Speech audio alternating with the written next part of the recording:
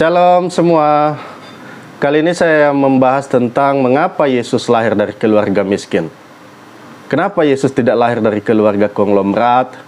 Misalnya orang tuanya orang kaya raya, pejabat pemerintah, anak Firaun atau anak ya mungkin pengusaha. Seperti itu kan kira-kira. Ya setidaknya mapan lah hidupnya kan, banyak uangnya. Nah, ternyata Alkitab mencatat bahwa Yesus Kristus rela menjadi miskin supaya kita kaya oleh karena kemurahannya.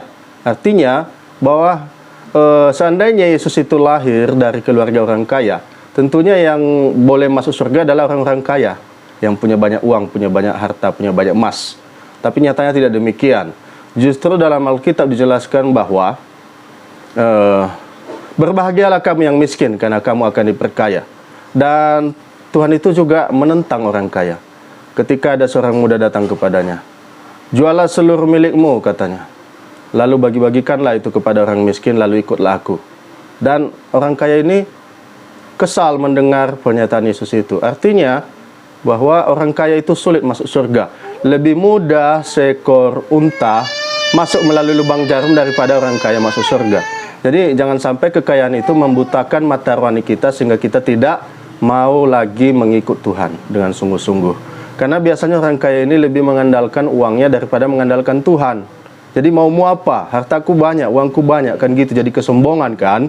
Nah, perhatikan juga baik-baik bahwa dalam Alkitab ada yang namanya Lazarus. Tapi Lazarus ini adalah seorang miskin yang tinggal di depan kaki lima orang kaya.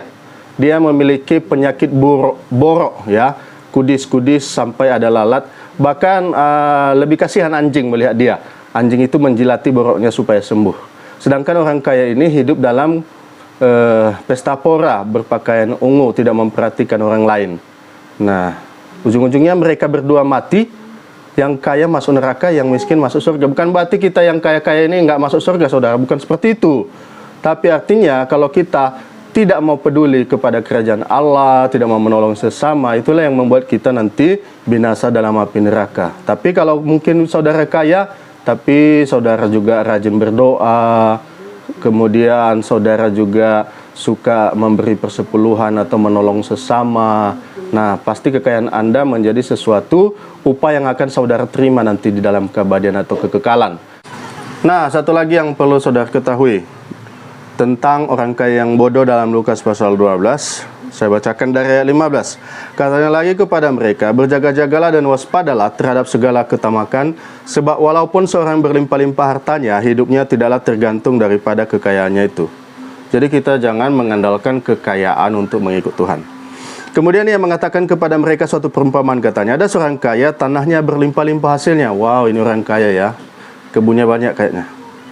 Dia bertanya dalam hatinya, apakah yang harus aku perbuat supaya aku tidak mempunyai tempat di mana aku dapat menyimpan hasil tanahku. Nah, berarti dia mau menyimpan banyak makanan ya. Lalu katanya, inilah yang akan aku perbuat, aku akan merombak lumbung-lumbungku dan aku akan mendirikan yang lebih besar dan aku akan menyimpan di dalamnya segala gandum dan barang-barangku. Sesudah itu aku akan berkata kepada jiwaku, jiwaku ada padamu banyak barang tertimbun untuk bertahun-tahun lamanya. Beristirahatlah, makanlah, minumlah, dan bersenang-senanglah. Enak ya? Jadi ada bertahun-tahun makanan yang sudah tersedia, tidak habis-habis, bisa tidak kerja, berleha-leha, bersantai-santai. Nah, apa kata firman Tuhan kepadanya? Tetapi firman Allah kepadanya, ayat 20, hai engkau orang bodoh, pada malam ini juga jiwamu akan diambil daripadamu, dan apakah yang telah kau sediakan, untuk siapakah itu nanti? Demikianlah jadinya dengan orang yang mengumpulkan harta bagi dirinya sendiri, jikalau ia tidak kaya di hadapan Allah. Jadi kekayaan yang sesungguhnya adalah